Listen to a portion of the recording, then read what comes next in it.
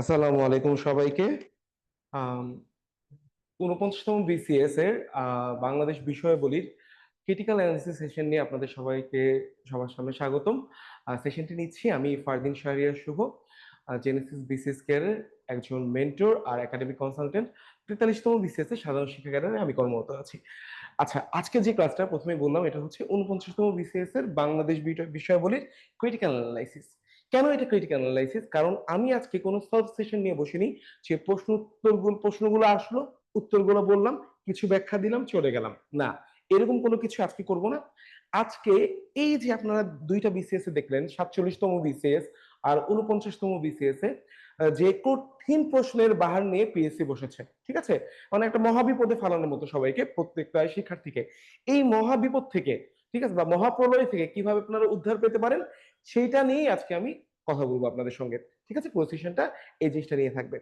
আর আজকে ৪৯তম বিসিএস এর ফলাফল দেওয়ার কথা ছিল, আশা করি দিয়ে দিতে পারে, রাত্রের মধ্যেও পিএসসি ফলাফল দেয়। নতুন ট্রেন্ড চালু করেছে, রাত 10টা বাজে 11টা বাজে ফলাফল দেয়, তো দিতেই পারে। ওকে, প্রশ্ন শুরু করা যায়।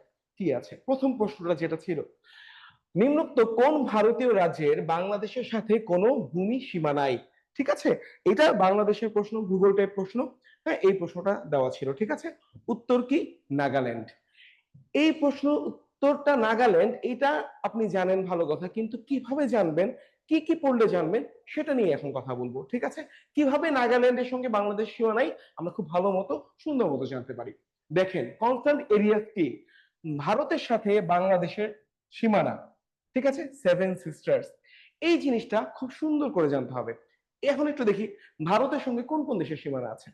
ভারতের সঙ্গে দেখেন, পাকিস্তানের একটা বিশাল সীমানা আছে, এইখান দিয়ে এই যে জম্মু কাশ্মীরের দিক দিয়ে নেপাল পর্যন্ত। চীনের সঙ্গে সীমানা আছে, নেপালের সঙ্গে আছে, ভুটানের সঙ্গে আছে, বাংলাদেশের সঙ্গে আছে, আবার এই কোনা দিয়ে আবার মিয়ানমারের সঙ্গেও ভারতের সীমানা আছে। ভারতের সঙ্গে মোট 6টা দেশের সীমান্ত সংযোগ রয়েছে। এখন এখানে একটা মজার ব্যাপার আছে যে একবার আমির খান, ঠিক আছে, কে হতে চায় কোটিপতি, আমির খানকে তো আমরা সবাই চিনি, ভারতের মানে বিখ্যাত একজন মুভি স্টার নায়ক, ঠিক আছে। কে হতে চায় কোটিপতির কলকাতা ভার্সনে গিয়েছিল, সেখানে হোস্ট ছিল সৌরভ গাঙ্গুলি, বিখ্যাত ক্রিকেটার ভারতের। সৌরভ গাঙ্গুলি আমির খানকে প্রশ্ন করেছিল একটা কত 50 লাখ টাকার একটা প্রশ্ন, যে ভারতের সঙ্গে কোন দেশে সবচেয়ে বড় সীমান্ত অবস্থিত। সেই অনুষ্ঠানে আমির খানের সঙ্গে তার স্ত্রীও উপস্থিত ছিলেন।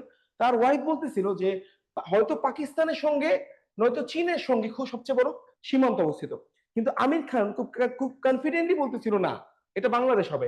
কারণ বাংলাদেশ একেবারে ঘুরে বিশাল একটা জায়গা রাউন্ড করে, হ্যাঁ, সীমানা ভারতের সঙ্গে জুড়ে আছে। পরে বাংলাদেশে উত্তর দেয়, উত্তরটা সঠিক হয়, হ্যাঁ, বাংলাদেশি উত্তর, ঠিক আছে। এখন গেলাম না বাকি কোন দেশের সঙ্গে ভারতে কতটুকু সীমানা, এটা আমার জানার দরকার নেই, বা ভারতের সঙ্গে বাংলাদেশের সবচেয়ে বড় সীমানা উপস্থিত, এই জিনিসটা আপনারা জেনে রাখেন।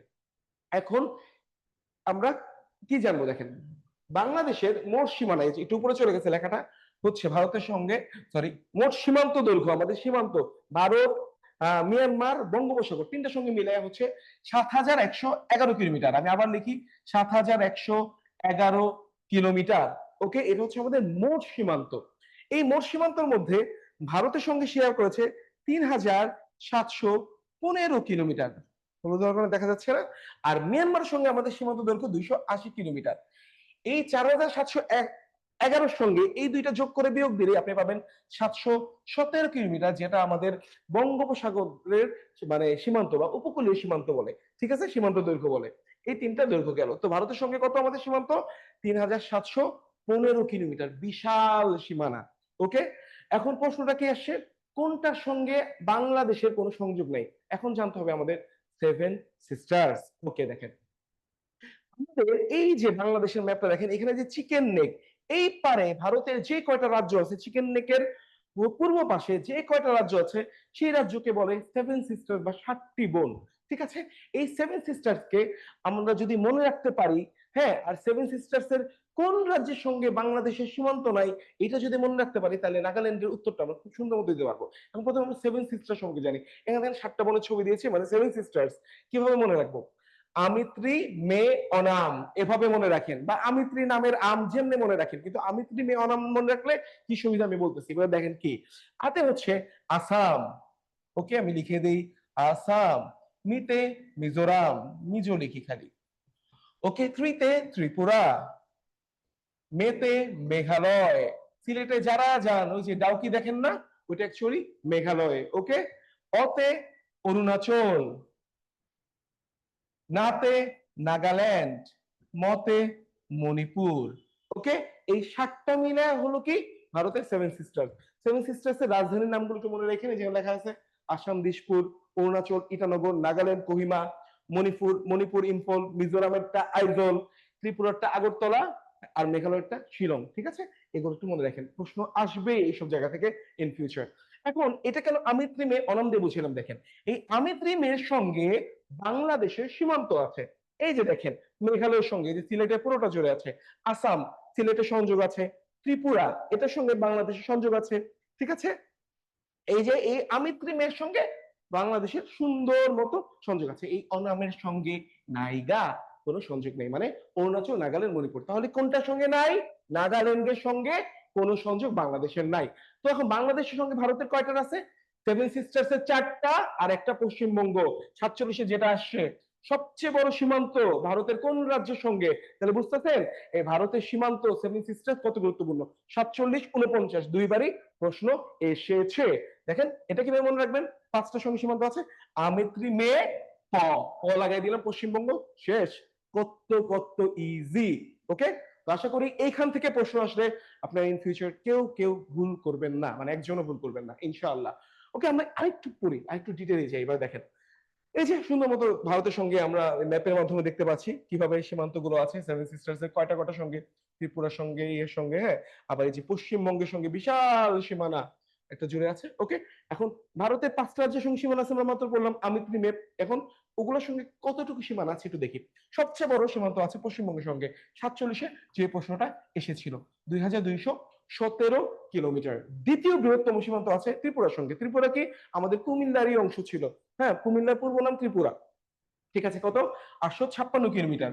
কখনো যদি আপনি ভারতের কোন অংশের বাঙালিদের বা বাঙালিদের মুখের ভাষা একদম আমাদের পূর্ববঙ্গের ভাষার মতো দেখেন, ভাববেন ও ত্রিপুরার লোক একদম আমাদের মতো, খাইছি গেছি করছি, হ্যাঁ, যাবা নাকি, এইটা এভাবে কথা বলে। আর পশ্চিমবঙ্গের গিয়েছি খেয়েছি এভাবে ওরা বলে না। তো ত্রিপুরার সঙ্গে আমরা কতটুকু সীমান্ত শেয়ার করি? 856 কিলোমিটার।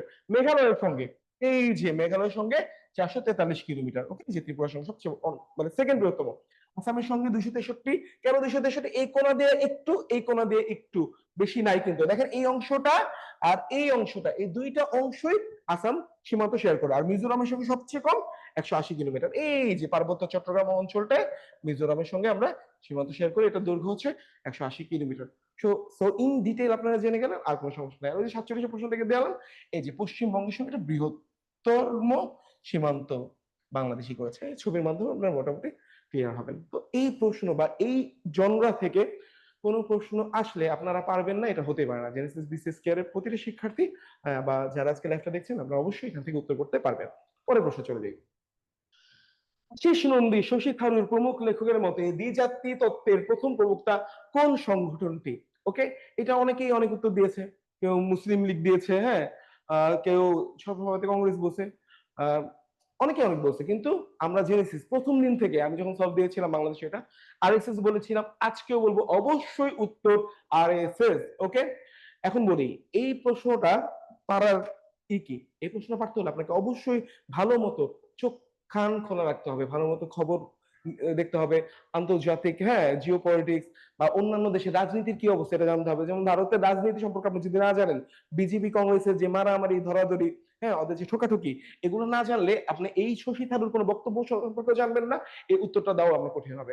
ইকোনমিক্স টাইমসে একবার শশী থারুর ডাইরেক্ট বলে যে মুসলিম লীগের জন্য ভারত ভাগ হয় নাই, ভারত ভাগ হয়েছে কার জন্য?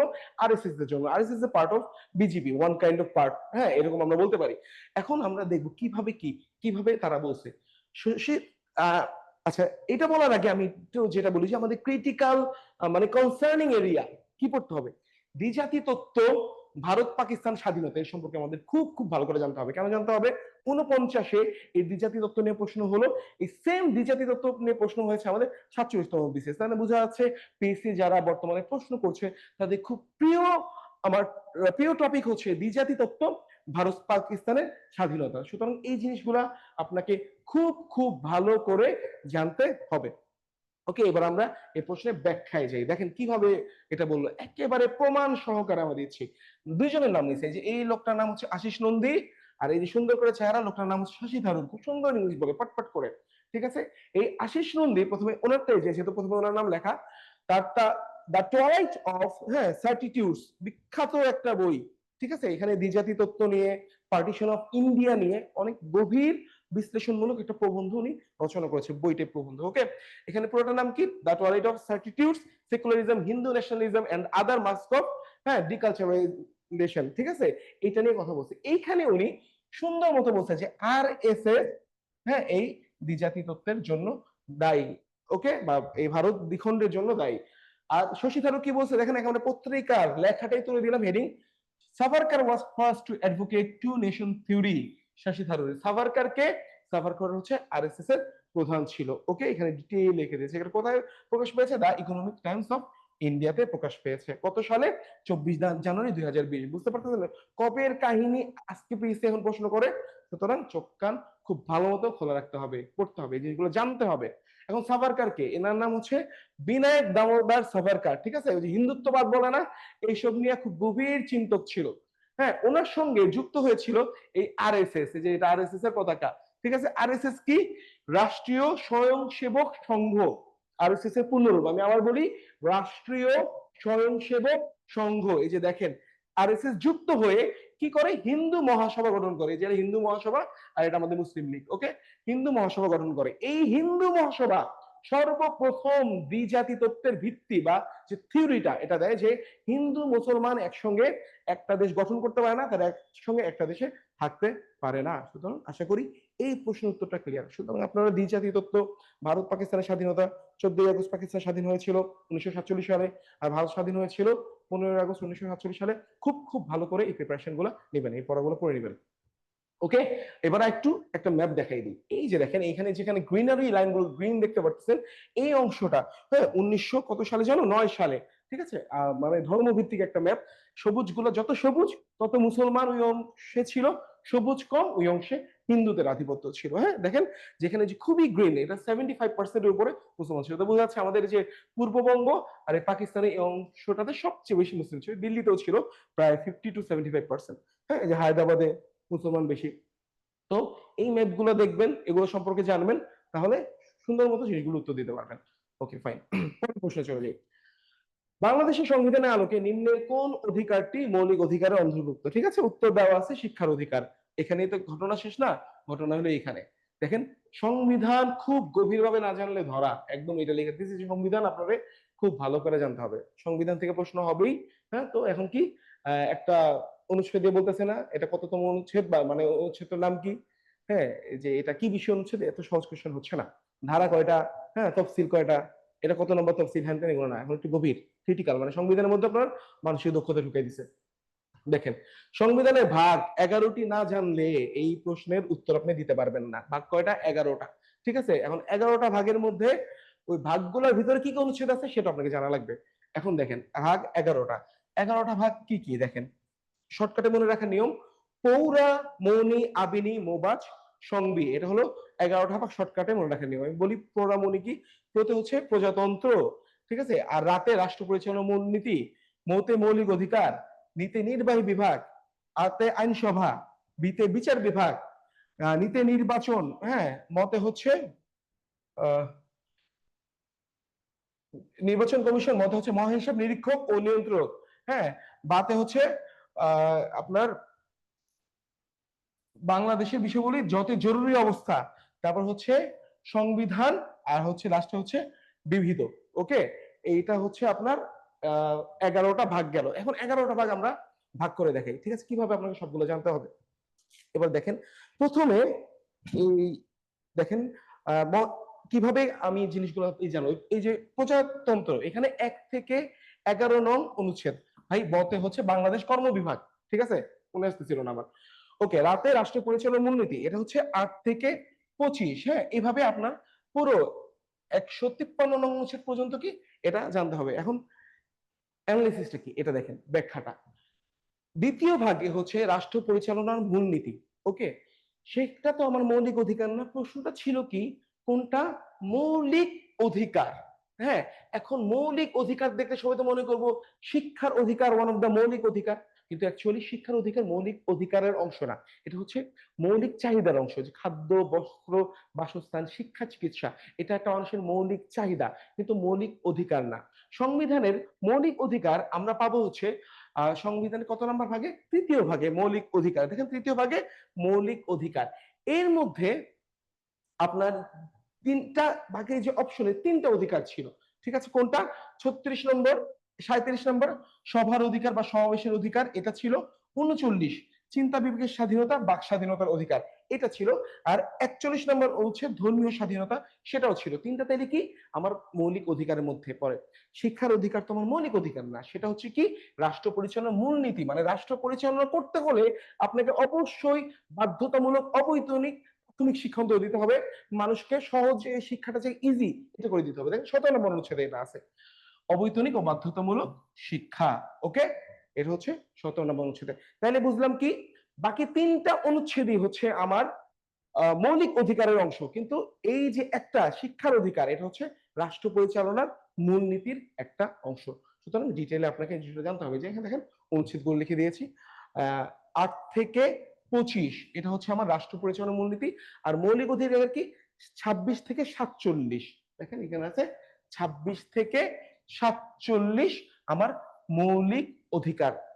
তাইলে ভাই এটা তো বুঝেন 26 থেকে 47 মধ্যে যে অধিকারগুলো আছে সেটা আপনার মনে রাখতে হবে, তাইলে এটা আপনি অ্যানালিসিস করে সুন্দর মতো দাগাতে পারবেন।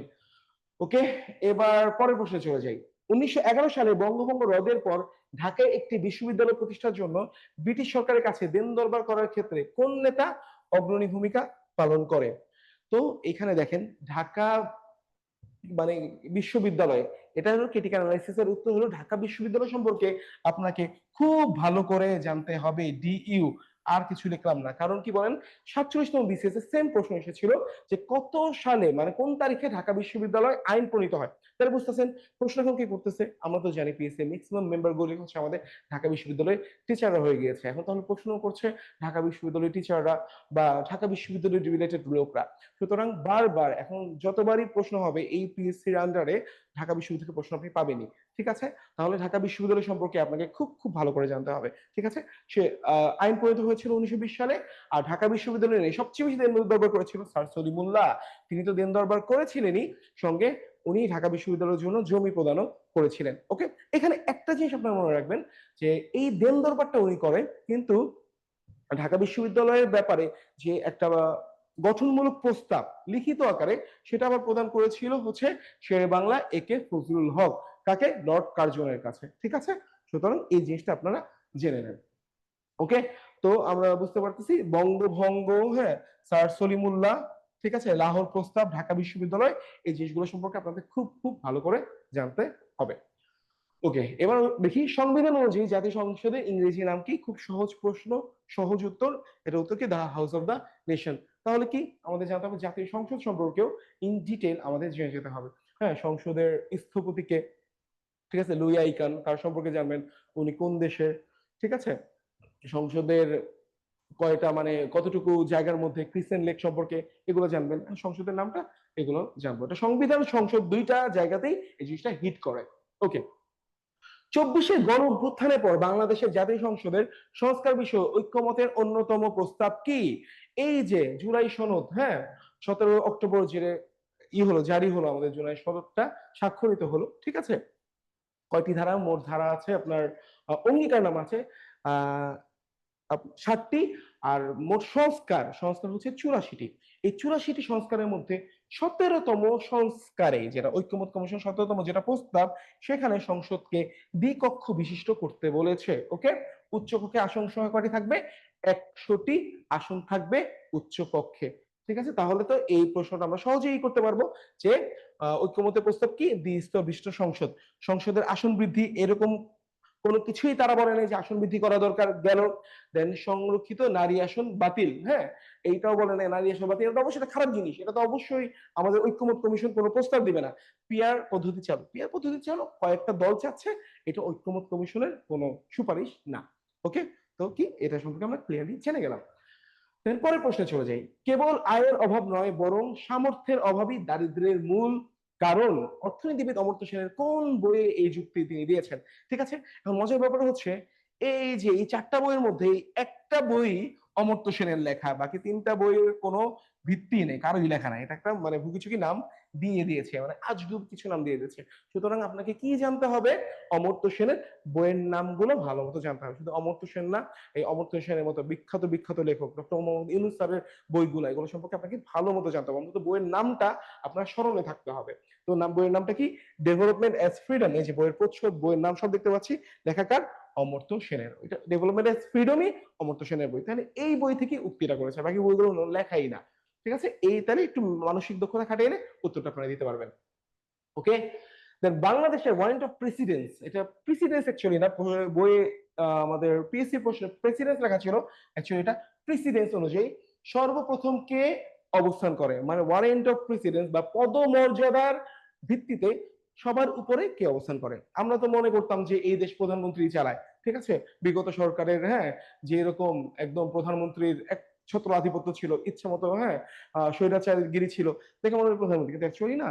প্রধানমন্ত্রীর উপর একজন আছে, উনি হচ্ছে রাষ্ট্রপতির ওয়ারেন্ট অফ প্রেসিডেন্সে 1 নম্বরে হচ্ছে রাষ্ট্রপতি, 2-এ প্রধানমন্ত্রী। এখন আমরা ওয়ারেন্ট অফ প্রেসিডেন্সের 5টা পর্যন্ত একটু দেখি, তাহলে হবে। তো ওয়ারেন্ট অফ প্রেসিডেন্স সম্পর্কে আমরা জানবো। একে বাংলাদেশের রাষ্ট্রপতি বর্তমানে মোহাম্মদ শাহাবুদ্দিন চুপ্পু, উনি। 2, বাংলাদেশের প্রধান উপদেষ্টা ডক্টর মোহাম্মদ ইউনূস স্যার, হচ্ছে 2। আর প্রধানমন্ত্রী যখন হবে নির্বাচিত, তখন উনি 2 হয়ে যাবে। 3, জাতীয় সংসদের স্পিকার, বাংলাদেশের প্রধান বিচারপতি। ওকে, এবং বর্তমান প্রধান বিচারপতি কে? সৈয়দ রেফাত আহমেদ। ওকে। 4, প্রজাতন্ত্রের প্রাক্তন রাষ্ট্রপতিবৃন্দ, প্রাক্তন যত রাষ্ট্রপতি ছিল তারা, আব্দুল হামিদ ছিল, উনি। 5, উপদেষ্টা পরিষদের সদস্যগণ, সংসদ উপনেতা, চিফ হুইপ, সংসদের ডেপুটি স্পিকার, সংসদের বিরোধী দল নেতা। এটা হলো 5 পরে, ঠিক আছে, 5টা সম্পর্কে একটু আমরা জেনে গেলাম। পরে প্রশ্নে যাই। বাংলাদেশের সর্বোচ্চ সংখ্যক চা বাগান রয়েছে কোন জেলায়? উত্তর দেওয়া মৌলভীবাজার।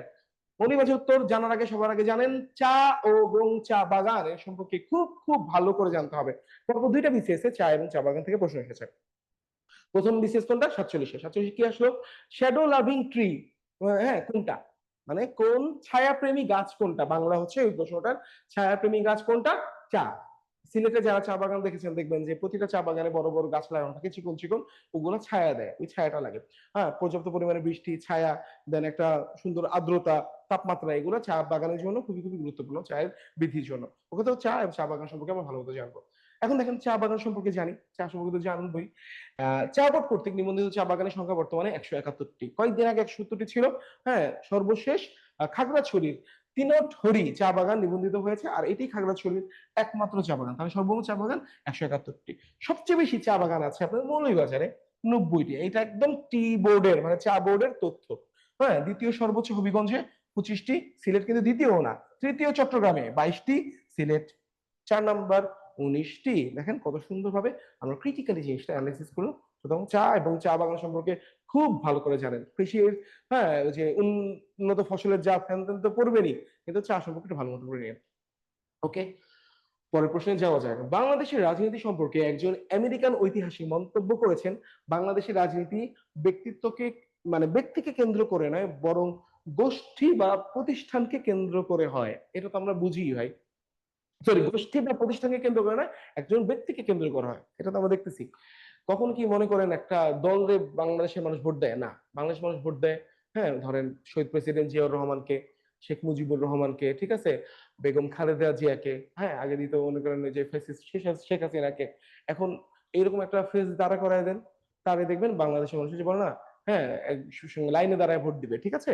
বাংলাদেশের মানুষ ফেস চিনে, হ্যাঁ, দেন হচ্ছে প্রতীক চিনে, এগুলা বাংলাদেশের মানুষ বেশি প্রাধান্য দেয়। দলের যে মূলনীতি আদর্শ, এগুলা তারা ধারও ধারে না, বুঝেও না। এটা বলেছে কে? এটা বলছে 2জন অ্যাকচুয়ালি। উত্তরটা আহ অনেক জায়গায় খালি রাখছে, ঠিক আছে, এই সলিউশনের উত্তরই দেয় নাই, কিন্তু এই উত্তরটা অ্যাকচুয়ালি হবে লরেন্স জিনিং। এখন লরেন্স জিনিং কেন হবে শুনেন। অ্যান্থনি মাসকারেনসাস ওনার দি লিগাসি অফ ব্লাডে, legacy of blood, Bangladesh the legacy of blood বইয়ে সুন্দর মতো এই লাইনটাই স্পষ্ট করে লিখছে, ঠিক আছে। কিন্তু উনি না, কেন জানেন? উনি অ্যাকচুয়ালি একজন পাকিস্তানি, হ্যাঁ, বংশোদ্ভূত। এখানে প্রশ্ন করছে কি, এখানে দেখেন আমেরিকান ঐতিহাসিক এইখানে ঘটনা ঘটাই দিচ্ছে যে কোন আমেরিকান ঐতিহাসিক এই মন্তব্যটা করছে, দুইজনই খুব কাছাকাছি মন্তব্য করেছিল, কিন্তু উনি আমেরিকান না হওয়ার কারণে, ব্রিটিশ পাকিস্তানি হওয়ার কারণে, অ্যাকচুয়ালি ওনার জন্ম কই জানেন, ভারতের গোয়ায়। হ্যাঁ, ঠিক আছে, ওই যে ব্রিটিশরা তাকে ভারতেই থাকতো, ওইরকম গোয়াতে জন্ম, পরে পাকিস্তানের করাচির দিকে সাংবাদিকতা করছিল। হ্যাঁ, পরে পাকিস্তানের নাগরিকত্ব পায় অ্যান্থনি মাসকারেনাস। কিন্তু এই লরেন্স জিরিং আমেরিকান একজন সাংবাদিক, উনি এই ঐতিহাসিক, হ্যাঁ, উনি এই মন্তব্যটা সুন্দর মতো করেছিল, তাই উত্তরটা কি হবে, লরেন্স জিরিং হবে। হ্যাঁ, সুতরাং বুঝতেই পারতেছেন বাংলাদেশের স্বাধীনতা বিষয়ক গ্রন্থ এবং উক্তি কে করছে, হ্যাঁ, কোন ব্রিটিশ ঐতিহাসিক করেছে, দেন হচ্ছে কোন আমেরিকান আমেরিকান ঐতিহাসিক করেছে, পাকিস্তানিরা কি করেছে, এগুলো আপনাকে ভালো করে জানতে হবে, বুঝতেছেন তো। পড়াশোনা এখন আর ওই সহজ কিছু নেই, ডিটেইলে চলে গেছে একদম। ওকে, এবার আমরা আবার একটু ম্যাপে ট্যাপে চলে আসবো। দেখেন, ভাষা পরিবার অনুযায়ী সাঁওতাল জনগোষ্ঠী প্রধানত কোন পরিবারভুক্ত? কি বলছে, ভাষা পরিবার অনুযায়ী সাঁওতাল জনগোষ্ঠী প্রধানত কোন পরিবারভুক্ত? যারা পড়াশোনা করছেন তাদের সাঁওতাল মাথায় আসলেই সাঁওতালদের চেহারা ভেসে উঠবে। তাদের চেহারাটা কেমন জানেন, এন্ড্রু সাইমন্স দেখছেন না, ওই যে অস্ট্রেলিয়ার অ্যাবরিজাইন্স একটা ক্রিকেটার ছিল, উনি মারা গেছেন, হ্যাঁ, ওনার মতো ওই সাঁওতালদের চেহারাটা, ঠিক আছে, ছোট চুলগুলো ছোট ছোট গিরি গিরি টাইপ। হ্যাঁ, তাইলে কি উনি এন্ড্রু সাইমন কি অস্ট্রেলিয়ার অস্ট্রোলয়েড, এই যে দেখেন অস্ট্রো এশিয়াটিক বা মুন্ডা। এখন আমরা ম্যাপের মাধ্যমে খুব সুন্দর করে দেখেন অস্ট্রো এশিয়াটিক ল্যাঙ্গুয়েজের, হ্যাঁ, যে অঞ্চলে প্রাধান্য যেখানে যেখানে, সেগুলো দেখবো। এই অস্ট্রো এশিয়াটিক ল্যাঙ্গুয়েজ অনেকগুলো সাব ডিভিশনে বিভক্ত। হ্যাঁ, ভিয়েটিক, হ্যাঁ, বানারিক, এশিয়ানিক, হ্যাঁ, এশিয়ালিক, পিয়ারিক, মনিক, ঠিক আছে। এখন আমাদের সাইডে বাংলাদেশে দেখেন, বাংলাদেশের যে অস্ট্রো এশিয়াটিক ভাষাটা, এইটার নামটা হচ্ছে মুন্ডা। বাংলাদেশ, বিহার, উড়িষ্যায় যে হলুদ করা জায়গাগুলা, হ্যাঁ, এই অস্ট্রো এশিয়াটিক ভাষাটার নাম কি, মুন্ডা। তো প্রশ্নে কি ছিল, প্রশ্নে ছিল, দেখেন পিছনে যাই, এই যে প্রধানত কোন পরিবার, অস্ট্রো এশিয়াটিক ব্র্যাকেটে দেওয়া আছে মুন্ডা, অস্ট্রো এশিয়াটিকের মুন্ডা হচ্ছে আমাদের ভাষাটা। এই যে দেখেন ম্যাপে সুন্দর করে হলুদ দেওয়া আছে। তো বুঝতেছেন কত সুন্দর জিনিস। তাহলে আমাদের কি জিনিস কল্পনা লাগবে, যে ভাষা পরিবার, হ্যাঁ, ঠিক আছে, কোন ইন্দোরীয় ভাষা পরিবারের কোন অঞ্চল, ঠিক আছে, বা আমাদের যে উপজাতিগুলো সম্পর্কে, চাকমারা কোনটা, চাকমারা মঙ্গলয়েড, মারমারা কোন অঞ্চলের, রাখাইনরা কি উপজাতি, ভাষা পরিবার, হ্যাঁ, আমাদের জনপদ, এগুলো খুবই খুবই গুরুত্বপূর্ণ। ভালো করে ডিটেলে গভীরে গিয়ে এগুলো এখন পড়াশোনা আপনারা করবেন। ওকে, এবার আসি, বাংলাদেশের জুলাই বিপ্লবে শহীদ আবু সাইদ কোন বিশ্ববিদ্যালয়ের ছাত্র? সাম্প্রতিক সারাদিন পড়েছি, আমরা সবাই জানি তিনি হচ্ছে বেগম রোকেয়া বিশ্ববিদ্যালয়ের ছাত্র, ইংরেজি বিভাগের, হ্যাঁ, ছাত্র ছিলেন আমাদের শহীদ আবু সাইদ। 16ই জুলাই উনি হাতটা, হ্যাঁ, স্পান্স করে, ঠিক আছে, বিস্তৃত করে শহীদ হয় পুলিশের গুলিতে। হ্যাঁ, গভীর শ্রদ্ধা নিবেদন করছি আবু সাইদের জন্য।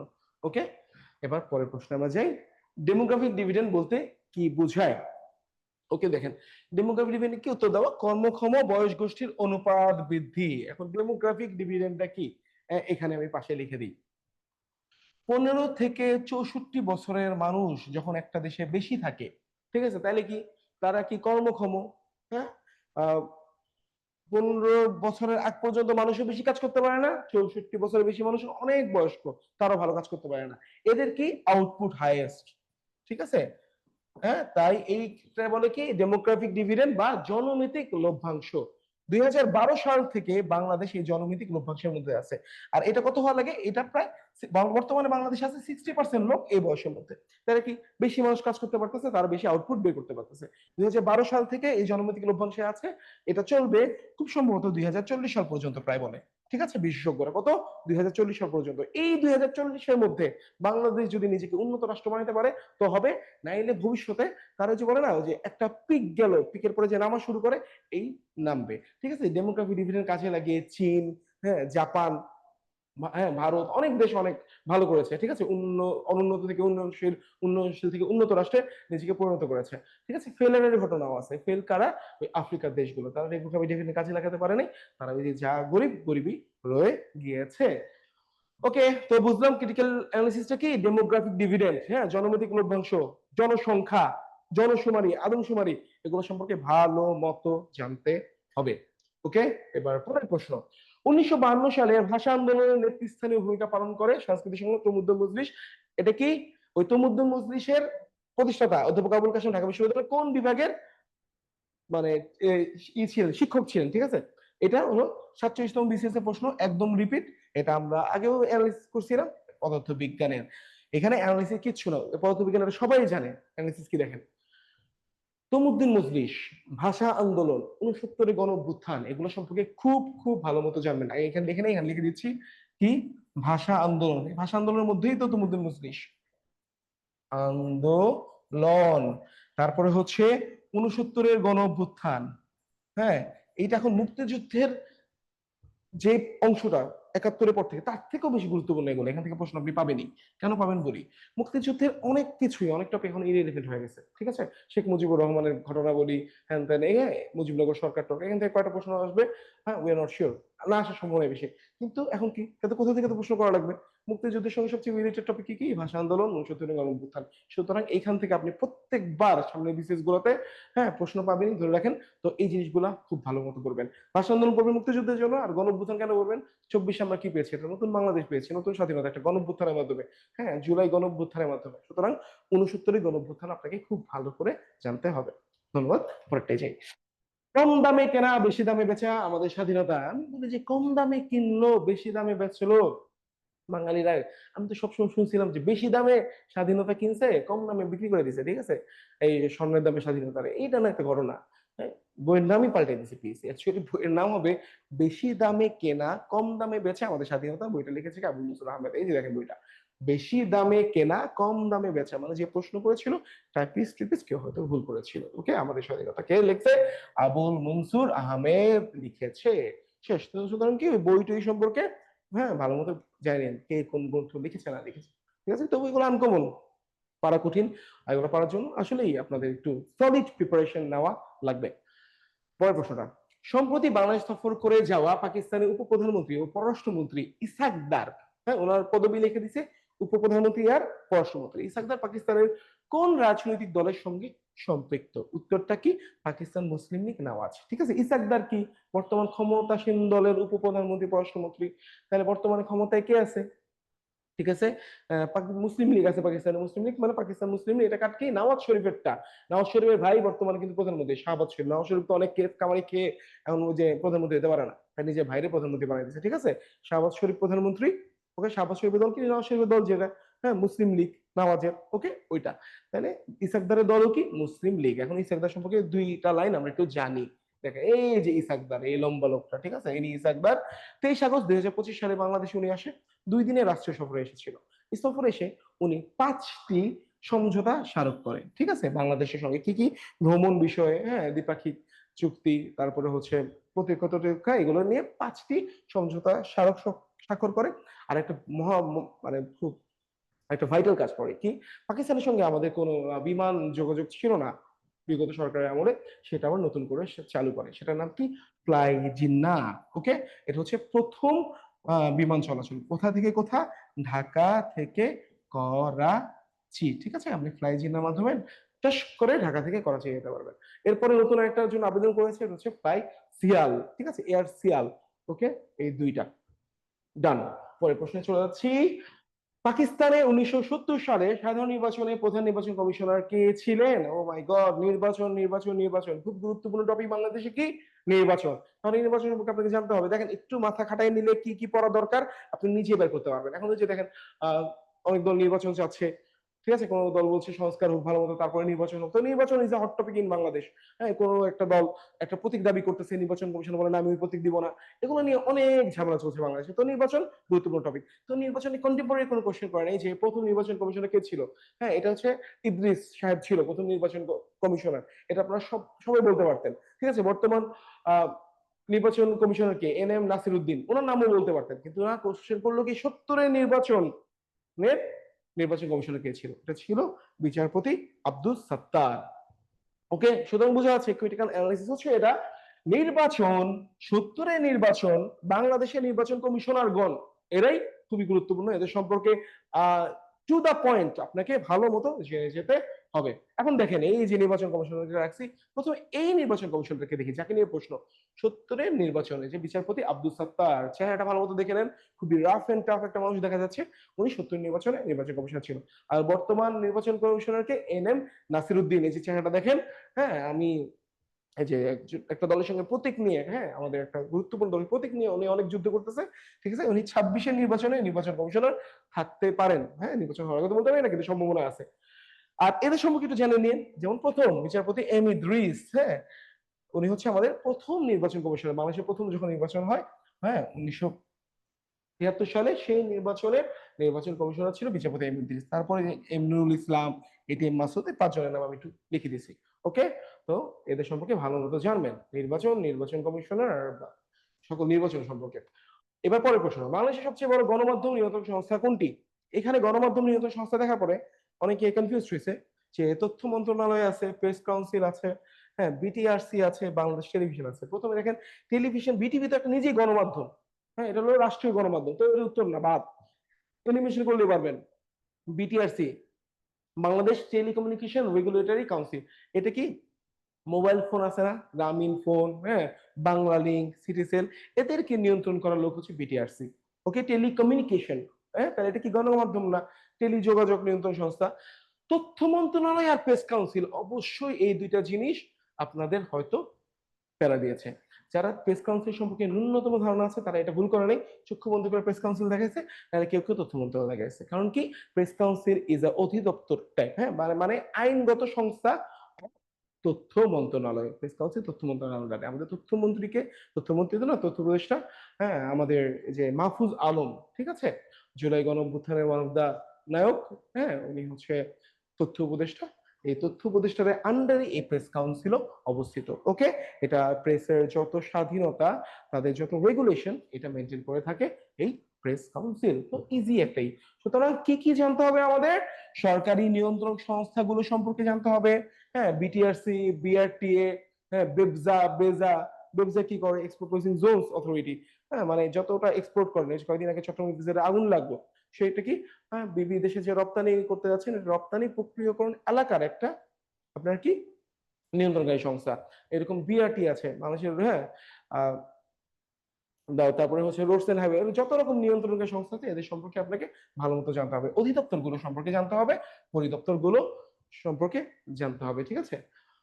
ওকে, দেন হচ্ছে আয়না ঘর কি? আয়না ঘর সম্পর্কে কি, এটা এই প্রশ্নটা মনে হয় কেউই ভুল করেনি।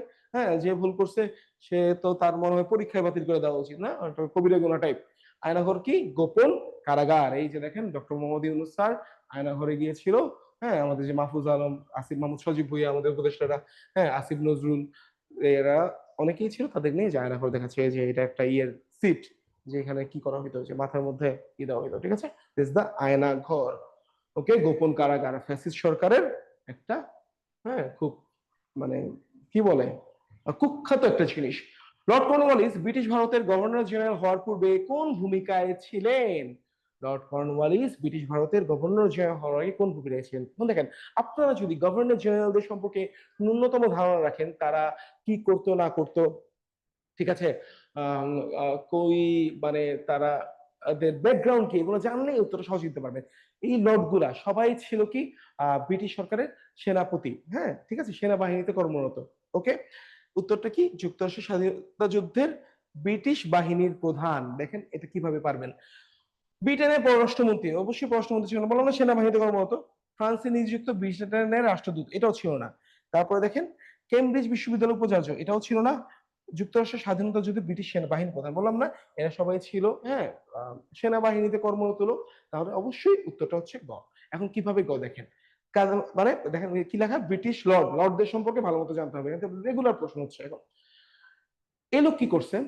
এই লোক 1776 সালে, যখন আপনার আমেরিকার স্বাধীনতা হয়, এটা হচ্ছে আমেরিকার স্বাধীনতার প্রথমই সূতিকাঘাত, কিন্তু জিনিসটা বলো না, কফিনের শেষ পেরেকটা লাগে 1781 সালে, ঠিক আছে, ইয়র্কটন যুদ্ধের মাধ্যমে। ওকে, এই যুদ্ধে ইনি কি করে, জর্জ ওয়াশিংটনের কাছে, আমেরিকার আপনার জাতির জনক, ওয়ান অফ দ্য জাতির জনক, 3জন জাতির জনক আছে, এর মধ্যে একজন হচ্ছে জর্জ ওয়াশিংটনের কাছে আত্মসমর্পণ করেন, যে আমেরিকার স্বাধীনতা নিশ্চিত করার ক্ষেত্রে একটি বড় টার্নিং পয়েন্ট ছিল। এটাই হচ্ছে আমাদের প্রশ্নের উত্তর।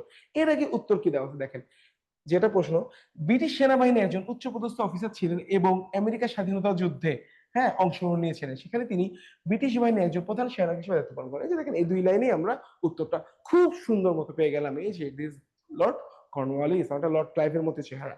হ্যাঁ, এবার দেখেন পরে ব্রিটেনে ফিরে গিয়ে এই মানে এদের তো খাই খাই শেষ হয় না, উনি একটু অ্যাডমিনিস্ট্রেটিভ সেকশনে ভালো ছিল, ভালো প্রশাসক, দক্ষ প্রশাসক ছিল। তার কি হলো, ব্রিটেনে ফিরে গিয়ে রাজনীতি করেন। তার প্রশাসনিক দক্ষতার কারণে তাকে ভারতে গভর্নর জেনারেল, হ্যাঁ, অফ বেঙ্গল হিসেবে পাঠানো হয় 1886 সালে। ঠিক আছে, এইভাবেই লর্ড কর্নওয়ালিস কি আসে আমাদের ভারতীয় উপমহাদেশে আসে, বাংলাতে আসে।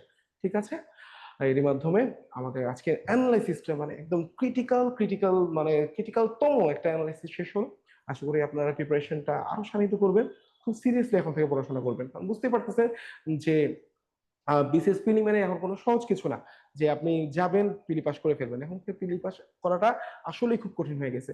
হ্যাঁ, এখন যে মনে হচ্ছে যে রিটেনটাও এই পিলির থেকে সহজ, পিলি প্রশ্ন যে পরিমাণে কঠিন হওয়া শুরু করেছে। আপনারা তো দেখতেই পেয়েছিলেন যে 47 কাটমার্ক ছিল 90 এর আশেপাশে, হ্যাঁ, অনেকে বলে 89 87 নাকি টিকছে। ঠিক আছে, অনেক জায়গার সলিউশন অনুযায়ী। সুতরাং বুঝতে পারতেছেন যে কতটা মানে হাড্ডাহাড্ডি লড়াই হচ্ছে, কতটা কঠিন লড়াই হচ্ছে। সুতরাং এর জন্য আপনারা খুব ভালো মতো প্রিপারেশন নিন। আর জেনেসিস বিসিএস কেয়ারের যে কোর্সগুলো সেগুলোতে আপনারা এনরোল করুন। 50তম বিসিএস এর আমাদের রানিং কোর্স রানিং আছে, হ্যাঁ, ফাউন্ডেশন কোর্স, দেন হচ্ছে রেগুলার ব্যাচ, এগুলোতে আপনারা এনরোল করে ফেলুন। কারণ হচ্ছে আমরা এখন আর ওই গদ বাঁধা কোনো বই দেখে যেহেতু চান্স হচ্ছে না, সুতরাং ওই বই ভিত্তিক কোনো পড়াশোনা করাচ্ছি না, আমরা ডিপ থেকে ডিপেস্ট টেক্সট বুক ভিত্তিক, হ্যাঁ, একদম গভীরভাবে পড়াশোনা করাচ্ছি, ক্লাস ভিত্তিক পড়াশোনা করাচ্ছি। আমাদের ক্লাসের যে PDF, that's more than enough for you to crack this preliminary. সুতরাং সবাইকে স্বাগতম, সবাই ভালো থাকবেন, সুস্থ থাকবেন, জেনেসিস বিসিএস কেয়ারের সঙ্গে থাকবেন। আসসালামু আলাইকুম।